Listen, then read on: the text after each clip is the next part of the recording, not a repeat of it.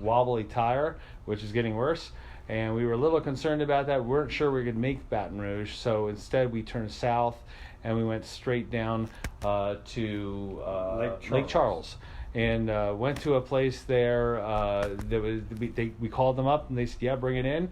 So the next day we arrived there actually early. We kind of thought we'd be there around 2. We got there before right. 11. The Southern Bicycle Company, Yeah. they did the job real fast for Chuck. Real class act bunch of guys there.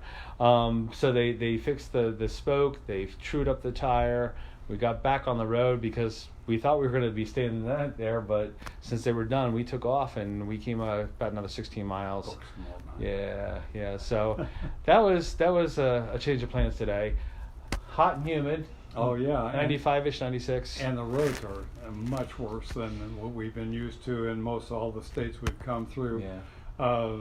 We end up having to get over a rumble strip and out onto the road many times just to just keep moving. And that was the last road. Really, before that, we didn't have as much problem. No. Especially this morning. No, coming into the state was fine. And then we came a back road trying to get over to Lake Charles, which was kind of cool because, except for an occasional car coming by, it was just us. So that was kind of nice.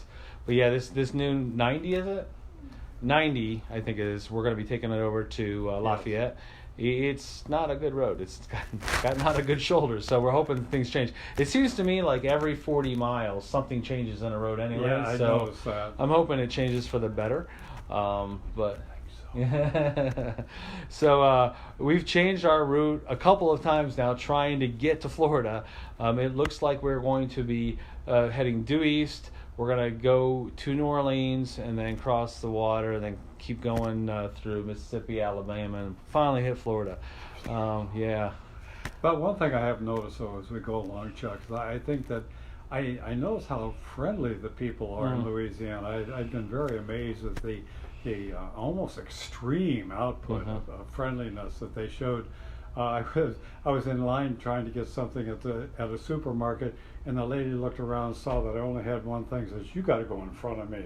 So she's kind of almost pushed me in front of her so I get out. I mean, it's just a kind of a friendliness. So we might not like the road too much, but like the people are really nice. Yeah, that's right.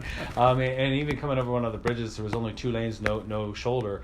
And, people sometimes are in a hurry, and I don't fault them for that. I've been there. But a lot of people are going around us, obviously, into the second lane, and they should. But all of a sudden, a pickup truck was behind us, put his hazards on, he had some kind of a road hazard light on, and he just followed us the whole way over until we got to the other side, could get off on the shoulder. So that was really cool. Several minutes. Just stayed behind us and just made sure we were protected, which was really nice. Yeah, and our friend Brian Tubbs, he said the same thing. Basically, he remembered the first bike ride he took with Dad back in the day. He remembered the South being just so stinking friendly, and that is why he picked his college that he went to for his undergrad. So good people down here. So they are. They really are. Anyways, so tomorrow, the next day, we were thinking they're gonna have to be a little bit longer days for us, just because there's not a lot of towns in between. We were like, okay, well, we could pitch a tent, be alligator chum or something like that. Yeah, and the mosquitoes. You already got a good biter this evening. So we're probably gonna have some longer days, and then of course a very short day going to New Orleans, which that's gonna be kind of cool. Well, we can go have some, the Holy Trinity? Yeah. Gumbo, etouffee, and jambalaya. Anyways. But God's been good to us. Yep, definitely. So that's all we got for now. Thanks.